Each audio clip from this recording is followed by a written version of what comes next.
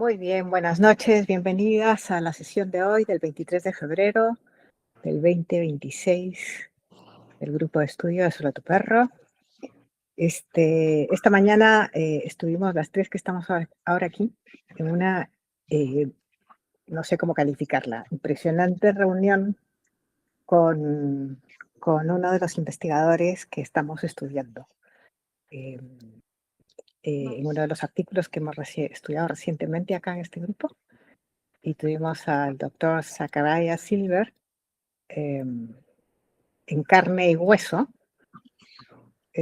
vivito y coleando, para conversar con nosotros sobre un texto que hemos conversado nosotras aquí por por lo menos por 2 horas, ¿no?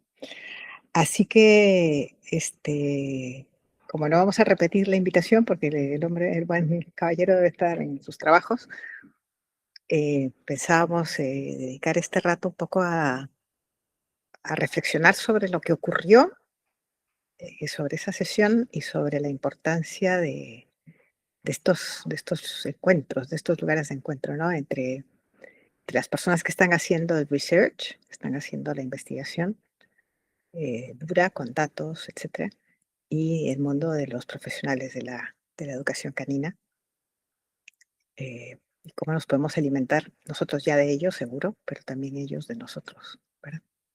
Así que cuéntenme sus impresiones, así un poquito coloquial esto, un poco corazón abierto.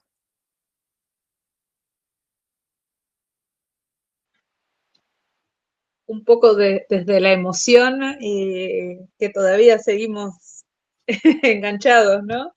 Y bueno, destacar me parece que, como decimos, Carmen, ¿no? El espacio, decir, bueno, podemos hablar, podemos comunicarnos, podemos entender la misma temática, vos desde tu perspectiva, nosotros desde la nuestra, pero en definitiva hubo una frase que a mí me gustó mucho, ¿no?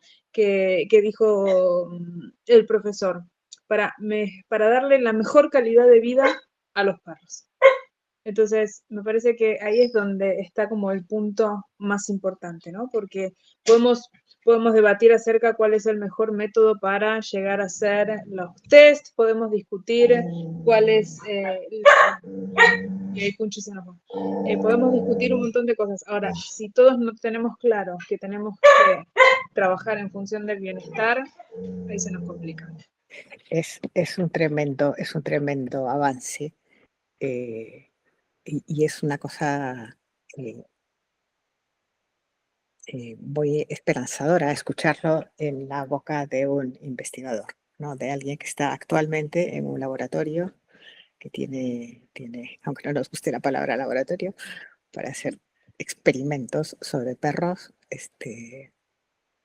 em, y que se da cuenta que a veces la investigación puede ir por un lado y la práctica va por otro, y ellos, no solo él con sus colegas han visto la necesidad, como dicen al final de este artículo, de tender un puente y de cerrar esta distancia que a veces hay entre el mundo de la investigación y el mundo de la práctica y de las necesidades, como dices tú, de los tutores con respecto a sus perros en la vida cotidiana.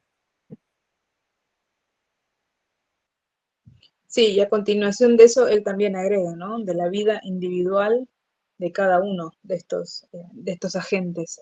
Entonces, eh, creo que esas son como pilares, ¿no? Fundamentales que uno tiene que manejar.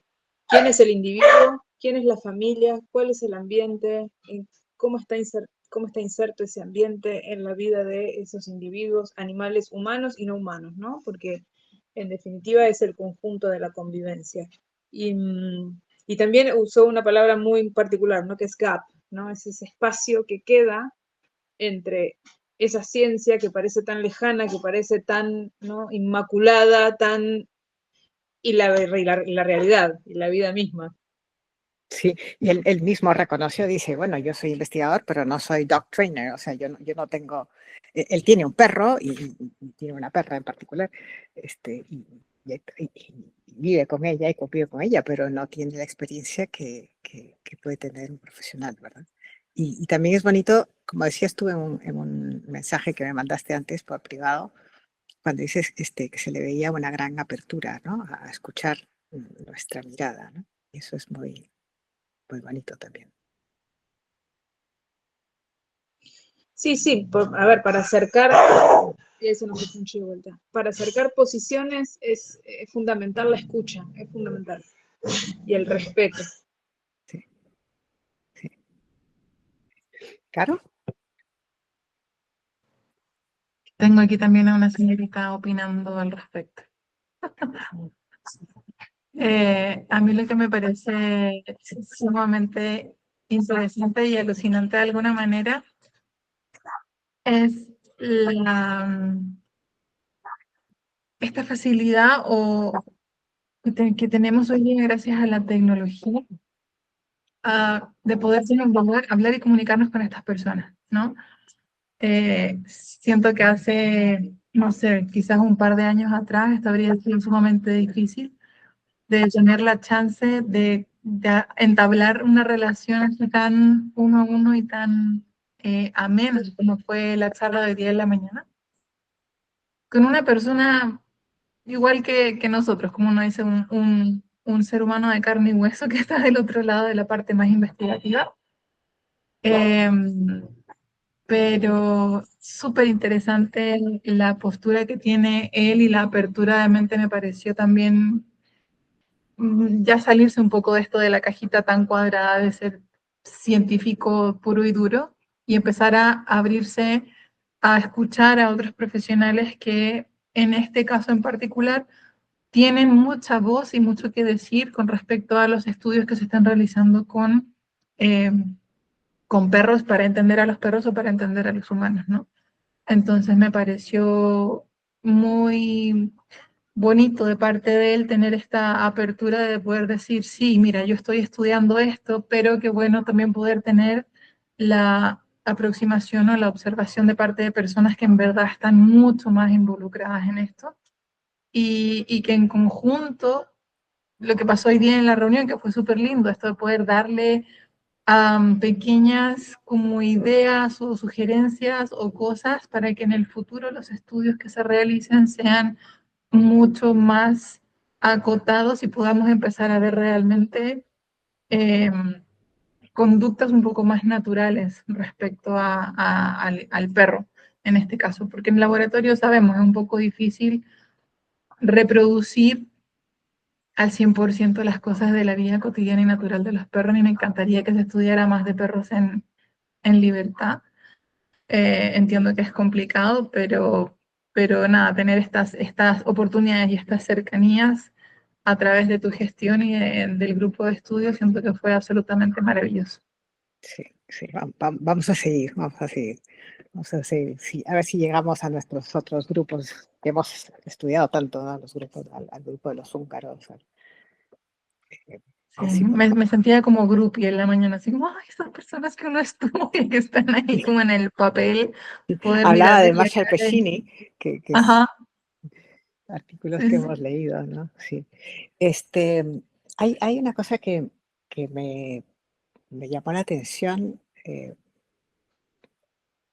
y me gustó mucho y además creo que Zachary habla muy bien, habla con mucha propiedad, tiene un uso del lenguaje que me pareció notable, envidiable incluso, un manejo de los conceptos, ¿no? Como hace primero la definición de lo que entiende por auto self-control, em, es un concepto muy acotado, ¿no? Como ya estudiamos acá, ¿no?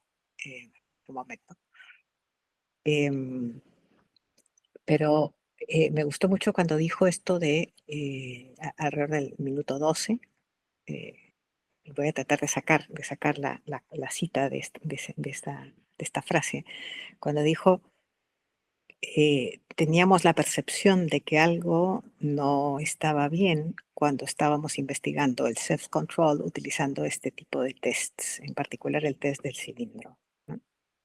Entonces, en lugar de, como dice el de inventar la rueda, es decir, y en lugar de acusar a toda la comunidad científica de que ha estado estudiando mal el autocontrol utilizando este tipo de tests, lo que pensamos fue, vamos a poner un ejemplo para que sea evidente que este test no mide exactamente lo que parece que mide o lo que se ha dicho que mide, ¿no? Entonces, me gustó mucho esa manera estratégica.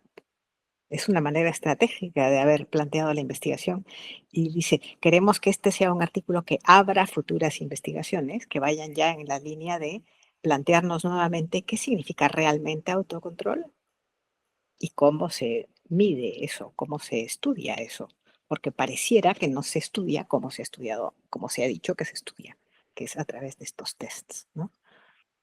Em, entonces me pareció que es un enfoque, que este artículo tiene ese enfoque estratégico y por eso al final abre a decir, pongámonos en conversación con los practitioners, con los profesionales, volvamos a repensar los métodos, em, y están haciendo esta segunda prueba que les va a salir otra vez negativa, es decir, van a volver a probar que efectivamente no es por ahí al aplicar una batería de tests de estos de supuesto autocontrol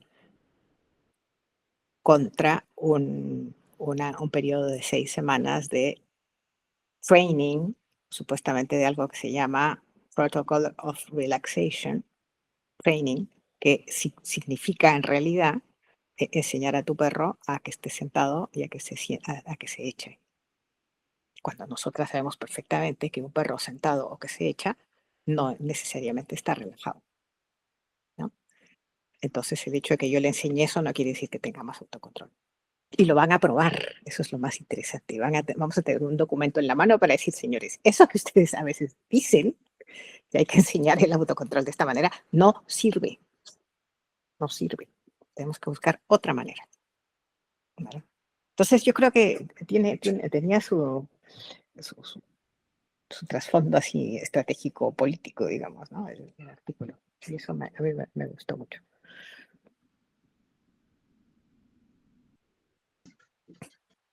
Sí, habla del contexto específico, ¿no? De cómo, o sea, cómo trabaja el self-control en un contexto específico. Y dio un ejemplo también muy interesante, lo de la domesticación de los perros. Entonces él decía que ya, o sea, ya viene incorporado, como que eso ya está incorporado. Esperen que lo ayuda a Punch, esperen. Ya. Sí, tiene la mirada no solo de la psicología del aprendizaje, sino que tiene esta apertura a la parte, por ejemplo, a la mirada ecológica, etológica, perdón, del desarrollo filogenético de los perros, ¿no? Sí, Pri. Perdón, estaba Punchi que se quería acomodar.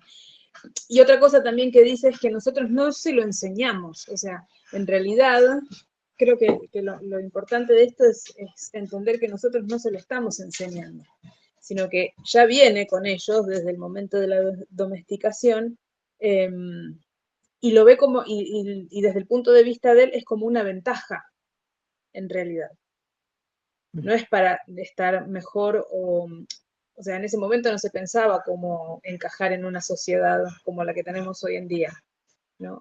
Entonces, quizás también esto del self-control fue como, fue adaptativo, a medida que fueron pasando los años, a medida que fue cambiando el contexto, también fue adaptativo, porque entonces fíjate que después dice que las razas más grandes, según estudios que él había realizado, son las que mejor tendrían autocontrol. Entonces, eso también está relacionado a cómo nosotros también cómo se produce la selección de ese tipo de razas y cómo nosotros también elegimos qué, qué razas reproducir y qué razas no. Sí. A mí ahí como que me viene un poco esto del pensar que de pronto simplificamos tanto las conductas de los perros, que esto de que yo le enseño a hacer cosas cuando el perro en verdad la sabe, hace muchísimo más. Esto de enseñarle a sentarse. El perro sabe sentarse, o sea, yo no le estoy enseñando al perro a sentarse si él sabe hacerlo. Sí, como que de pronto simplificamos mucho sus conductas y el perro tiene una caja y una batería de herramientas impresionantes que lo han hecho llegar a donde está y ser lo que es, ¿no? Todo el tiempo de convivencia que llevan con nosotros, como bien decía Sole en la mañana, son súper oportunistas y en base a esas oportunidades han aprendido a relacionarse, a cómo comunicarse, a cómo obtener ciertos beneficios por parte de nosotros o no. Entonces, sí, dame un segundo que termine. Ujú. Sí, mira, en relación a eso que dijo Sole, al final, él también, o sea, no lo dice exactamente como lo dijo Sole, pero sí dice que, que el perro tiene un proceso de toma de decisiones, porque además entiende qué es lo que es seguro y qué es lo que no es seguro para él. Entonces, ahí también hay un proceso cognitivo, hay un proceso de toma de decisiones que a veces lo entendemos o lo vemos y que muchas veces no. Entonces, también eso te lo relaciona con, con el contexto específico, porque después él sigue desarrollando esta idea, y también con el entorno ecológico, ¿no? Que hablábamos, que no es solamente la casa, es todo el contexto en el que vive el perro, en el que vive esa familia. Y entonces, lo que él decía era esto, ¿no? Que no se lo enseñamos y entonces, ¿cómo hacemos para entender también cómo es esa toma de decisiones a partir de qué variables toma en cuenta el perro para tomar ese tipo de decisiones? Y es la supervivencia, porque entonces si está hablando de que es seguro y que no es seguro, ahí me parece que es supervivencia pura, ¿no? Sí, sí. Es la supervivencia inicialmente, digamos, en su base, pero luego, como mencionaron ustedes mismas ahora, ¿no? También tiene que ver con esos impulsos que trae por su genética, ¿no? Por quienes, a quienes decidimos reproducir en el momento de la reproducción artificial, ¿no? Em, Entonces aparece el caso ese que mencioné durante la sesión, que ahora lo quiero como volver a pensar, cuando dijo, bueno, una manera de estudiar el autocontrol podría ser, inventó en ese instante un nuevo test que podría ser poner en una esquina del departamento, del laboratorio, un plato de comida y en la otra esquina una puerta con un timbre y entonces a ver si este perro que está a la mitad, cuando suena el timbre, ¿qué va a hacer? ¿Va a ir a ladrarle a la puerta o va a ir a comerse la comida? ¿No? Como si ese fuera la manera de medir el autocontrol, si es que se entiende por control el no ladrar a la puerta. Pero el argumento mío era, un momento, pero si ese perro tiene dentro de su genética que es el guardián del grupo, entonces lo que va a hacer es ir a ladrar a la puerta. Y eso no es falta de autocontrol, ¿verdad? Entonces sí que hay un elemento de la tipología de los impulsos que marca el por qué toman decisiones de una manera u otra y no solamente ir a comer como si comer fuera lo más importante en la vida.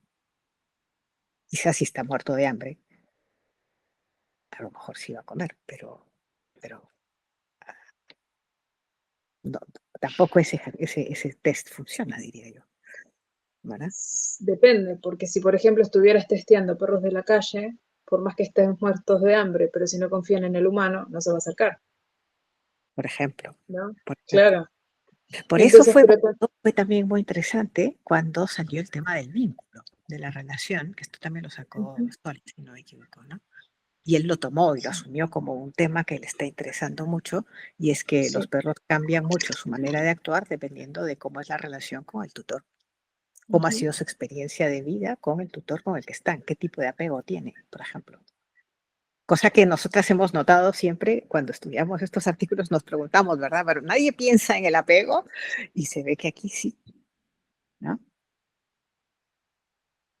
Sí, a ver, es que sin apego me parece que sin algún tipo de vínculo no importa si es positivo, negativo, no importa, porque en definitiva también hemos leído artículos en donde, aunque el aunque el perro tenga algún tipo de problema convivencial, igual el vínculo es súper fuerte, ¿no? Porque están atravesando situaciones complejas juntos. Pero creo que ahí también es otro de los puntos importantes, ¿no? Que los test o las pruebas que se hacen no es solamente para ver cómo responde, sino también cómo evaluamos, cómo nosotros nos vinculamos con ellos. Sí. Porque no va a ser lo mismo. Si el perro está en buenas condiciones, si está contento, él en un momento dice, ¿no? A happy dog. Si el Sí. perro está contento, y va a responder de una manera, y si el perro tiene problemas o lo que sea, no va a responder de la misma. O sea, el perro se siente seguro en ese entorno con la persona que está realizando también en muchas ocasiones hemos visto que estos estudios, voy a hacer comillas, fallan porque el perro, eso, como que no puede realmente ejercer la conducta que desearía realizar porque tiene inseguridad o porque tiene un miedo o porque no está cómodo siento que muchísimas variantes, iba a comentarlo en la mañana, pero se me hace muy difícil poder replicar este tipo de cosas en un entorno de estudio, de laboratorio, porque hay demasiadas variables que pueden terminar por influenciar que ese individuo no represente realmente su conducta original o más básica por las circunstancias del entorno. Entonces, el que toma la prueba, el que presenta el estímulo, el que el tutor esté o no esté presente, la relación con el tutor que tiene ese individuo, la persona que luego interpreta esa conducta para tomar los datos, son muchísimas variables y por ahí va a estar difícil llegar a algo muy, muy real. Pero eso en libertad a mí se me hace un poco más realista, quizás, tener esos resultados, pero también es difícil plantear un estudio de perros en libertad, ¿no? Claro, porque entre otras cosas, después habría que hacer la bajada a perros domésticos, porque tampoco son iguales. Es decir, el hecho de que un perro viva bajo mi techo le marca de algún modo. Ya lo hemos dicho muchas veces, ¿verdad? Son cautivos nuestros, aunque nos duelan. El secuestro mejor intencionado de la vida. Ujú.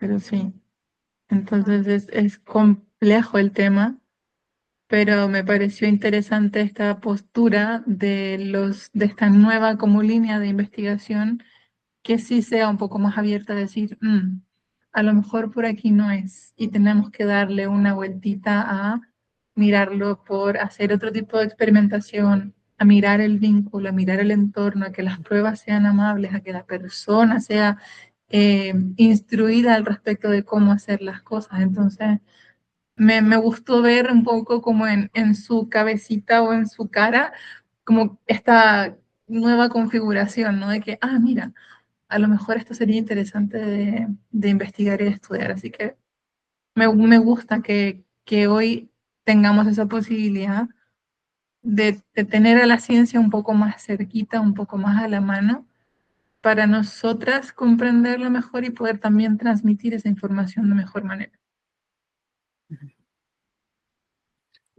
Sí. Sí, y también hablaba y esto también es otra frase que me gustó mucho, ¿no? Tomar en cuenta las preferencias del perro, las elecciones del perro por sobre las del humano. Y ahí es donde me parece que ahí le terminás como dando la entidad al perro, ¿no? Decir, bueno, no solo que decide, sino que además tiene gustos y preferencias. No es que solamente le vas a poner, bueno, pollito o carnecita, por decirte. No, hay otras cuestiones que va a hacer que ese perro decida o no ciertas cuestiones, ¿no? Y cuando hablaba de los perros de los refugios, a mí me llamó la atención porque dijo esto, ¿no? De que los perros que muestran más autocontrol en los refugios son los que tienen mayor probabilidad a ser adoptados. Y muchas veces pasa que en los refugios, en realidad el perro, al estar poco estimulado o al tener poco enriquecimiento y al estar a veces en algunas condiciones que no son las óptimas, muchas veces esos perros también se inhiben, ¿no? Se quedan como quietos diciendo, bueno, no voy a gastar energía, que sea lo que tenga que ser, observar poco, mucha señal de calma, ¿no? Muchos ojos de ballena, no muchos ojos del gatito de Shrek. Eh, y eso no quiere decir que tengan más autocontrol, sino todo lo contrario, es una estrategia que están utilizando para tener un beneficio, ¿no? Entonces, ahí también me pregunto cómo será el modelo de shelters o de refugios que ellos tienen, que me imagino debe ser súper diferente al que tenemos nosotros en Sudamérica, o por lo menos en Argentina, ¿no? Yo no me lo imagino, o sea, no me imagino cómo, o sea, cómo él puede captar y entender estas diferencias, porque la verdad es que los refugios acá en Argentina son como bastante, cuestan mucho trabajo sostenerlos, la gente le cuesta, es mucha gente voluntaria que también le cuesta un montón de tiempo y inversión de emociones en el trabajo, eh, y me da la sensación que allá tienen todo un sistema como bastante más organizado en ese sentido. Y en realidad el perro lo que hace es también, con esto relacionado con lo del oportunismo también, ¿no? Es plantear la estrategia para decir, bueno, ok, cada vez que vienen gente, todo el mundo festeja, me dan premios, me dan esto y cuanto, y me traslada a 40.000 años atrás, cuando se acercaban a las hogueras, ¿no? Cuando se acercaban al humano, ¿cuál era el que mejor le iba? El que era más simpático, el que se portaba mejor.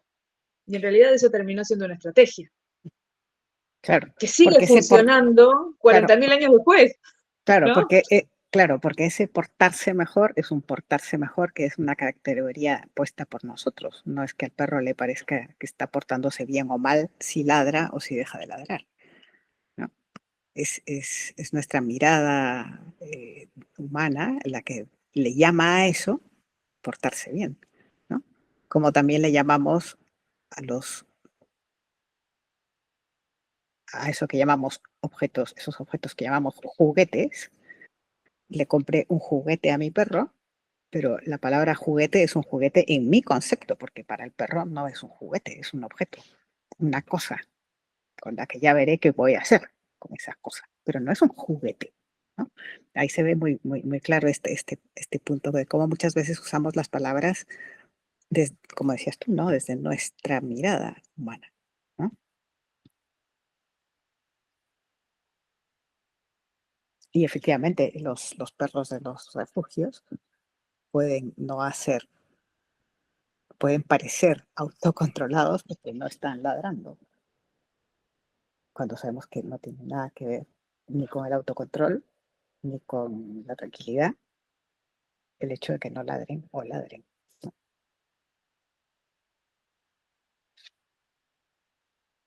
Que entre otras cosas De ladrar nuevo, perro, no, o sea, ladrar es de perros, o sea, lo propio de sí, un sí. perro es ladrar. De nuevo, el reduccionismo de las conductas, ¿no? Eh, no sé, muchas veces los perritos de refugio que son como, elige el más tranquilito, el más calladito, el más...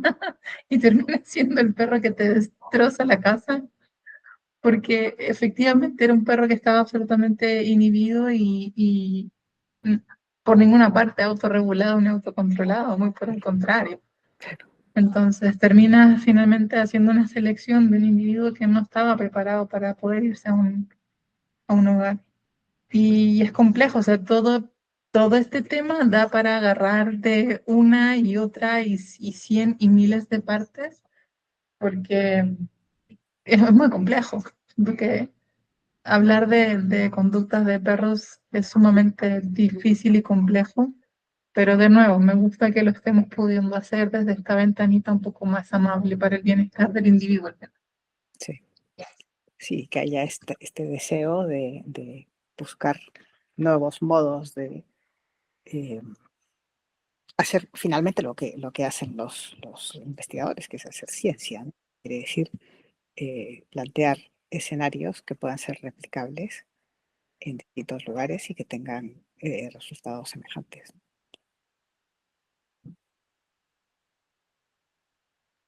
Y en muchos casos cuantificables.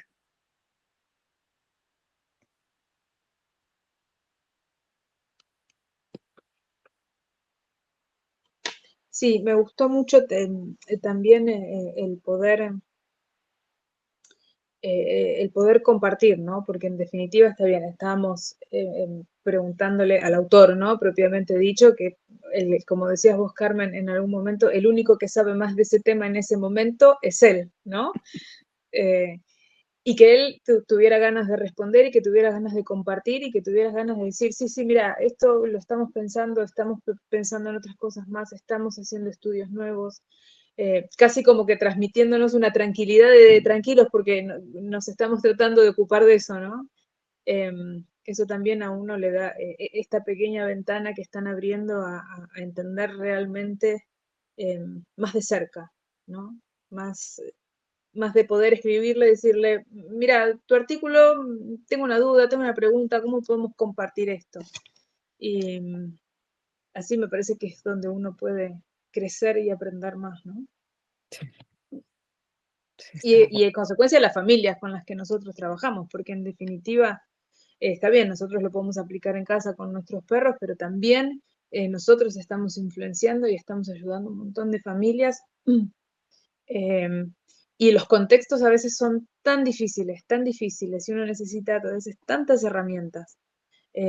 Obviamente uno no sabe todo de todo, ¿no? Pero sí me parece que todas estas perspectivas diferentes, uno puede ir tomando distintas herramientas y decir, bueno, ok, acá me va a ir mejor de esta manera, o acá a la familia le va a servir mejor esto, o mira, este perro déjalo más tranquilo, no te preocupes tanto si se mueve, déjalo ser, ¿no?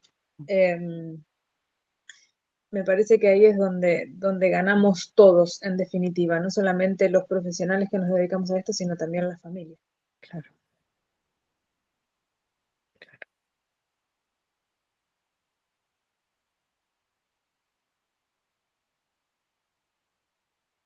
Muy buena estuvo, me pareció la sugerencia que hizo Belén cuando sugirió como posible trabajo futuro hacer ¿hablamos ya de esto? Estoy inventando, no. Este set de tests al inicio, X, Y, Z, del llamado autocontrol, o llámale como quieras, ¿no? Incluido el cilindro. Luego dedicar 6 semanas a un trabajo de baja de estrés y de bienestar del perro. Luego volver a hacer un set cognitivo y ver si los resultados mejoran. Y la hipótesis de Belén, y la mía también, es decir, que van a mejorar. Esta vez sí. Eh, o sea, dale mayor bienestar a tu perro y será más capaz de pensar mejor.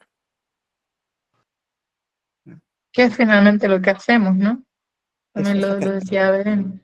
Es finalmente la tarea y la labor que realizamos nosotros. Finalmente, cuando nos llaman a una casa para tratar de, comillas, arreglar un problema, es bríndale a tu perro herramientas para que pueda gestionarlo de mejor forma, ¿no? De pronto es checa que no haya dolor, checa que tenga masticación, checa que tenga reducción de estrés, checa, etcétera. Y es que cambia. Y tú lo ves, es como te estoy dando lo que te faltaba y por ende te autorregulas, ¿no? Y podemos volver a esto del autocontrol. Eres un perro que tiene más herramientas para poder quizás tomar mejores decisiones. Y estoy segurísima también de que eso va a aportar muchísimo y va a cambiar la forma en que el perro enfrenta las distintas experiencias o situaciones. Pues yo quiero ver ese trabajo porque nos va a servir mucho, ¿no? Sí, sí, muchísimo. Y no sé si en la mañana lo preguntaron porque llegué un poquitín tarde, pero dentro no sé, como que la figura del educador canino a mí de pronto se me hace que debería estar más en la parte de interpretación quizás de estos eh, estudios, ¿no? No sé si dentro de los equipos de trabajo que él tiene tendrá pensado incorporar quizás a alguien del mundo más del perro para darle otra visión. Él O, mencionó al inicio que tiene contactos con algunas, entendí yo, algunas trainers, usa la palabra trainer, de Kentucky, que es donde parece ser que está el hub, como el núcleo de entrenamiento en Estados Unidos. Pero hay que entender que ahora mismo en Estados Unidos hay una gran diversidad de enfoques. Siempre ha sido muy extendido el training, en el sentido de decir, yo te enseño a hacer cosas, yo humana te enseño a hacer cosas a ti, perro, para que te comportes bien. Y de ahí viene, por ejemplo, el buen ciudadano canino y todas estas cosas, ¿no? Eh, para que te portes bien en una sociedad de humanos, ¿no? Pero también yo estoy en contacto con ciertas, ahora ya no se llaman a sí mismas dog trainers, sino dog behaviorists o dog consultants, este, que ven su trabajo más bien por la línea esta de mejora el bienestar y verás cómo mejorará el comportamiento, ¿no? Em, entonces, él habló de que estaba en contacto con ciertas profesionales, pero yo entendí que eran más bien de tipo training. Ah, bueno. Estás, quizás como para la elaboración de los test y qué tipo de pruebas hacer y por ahí que son muy de la parte, yo te enseño a lo que decías sí, tú, todo el training, ¿no? sí, Pero sí, se me hace interesante y de alguna forma necesario que para que podamos tener esta mayor como detallito, ¿no? Más fino de analizar este tipo de estudios, la presencia de nosotros, ¿no? Como educadores o como más especialistas en la parte comportamental. Porque lo que decíamos del tubo, que de pronto es que no es que el perro falló, es que el entorno, es que la prueba, es que mil de otras cosas y tú llegas a una conclusión de que, el perro falló.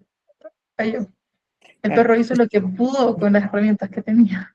Yo creo que lo que sí quedó abierto después de esta reunión de la mañana fue que existimos como grupo y Y que nos podemos volver a comunicar y que nos seguir podemos como... volver a comunicar, que tenemos un mail que nos contacta, que nos conecta, ¿no? Ahora por la tarde le mandé los enlaces del programa grabado para que los viera si quería y le pregunté si tenía un Instagram. Entonces, si tiene un Instagram, pues ahí haremos un poco de networking, ¿no? A través de su Instagram, para que nos tenga cerca. Si nos necesita, que sepa que estamos acá, ¿no? Y que estamos muy Eso. dispuestas a conversar y a dar ideas a confrontar también posibles, bien sea hipótesis o metodologías, métodos de constructos, ¿no? Para probar ciertas cosas. Podemos ser como la pared, me imagino yo, así me lo imagino yo, como una pared en la que el autor rebota las pelotas para saber si está escribiendo bien. Pues aquí el investigador puede rebotar sus pelotas en nosotros para ver si está planteando bien la investigación. Eso sería absolutamente maravilloso y yo creo que estamos a un pasito de hacerlo. Sí, creo lo mismo. Va por una línea de encontrar mejores formas de hacer las cosas y de, como dices tú, de rebotar hipótesis con personas que están un poquitito más introducidas en el mundo. Acá hay tremendos personajes y educadores con conocimiento brillante a los que podrían perfectamente preguntarle y pelotear con ideas y cosas de cómo hacer las cosas un poquito Sí, yo creo que esa puertita se ha abierto y, maravilloso. y también se las agradezco a ustedes que han estado ahí al pie del cañón desde el principio, casi desde el principio, Priscila. Eh, y si quieren lo cerramos acá, nos quedamos luego un ratito nosotras, y, y bueno, agradecerles este ratito de conversación sobre lo que pasó esta mañana y, y augurarnos que podamos en el futuro tener acá en la sala a otros y otras investigadoras, ¿no? Y no se vayan, Maravilloso, por ahí vamos. no se vayan que nos tomamos la foto. Dale.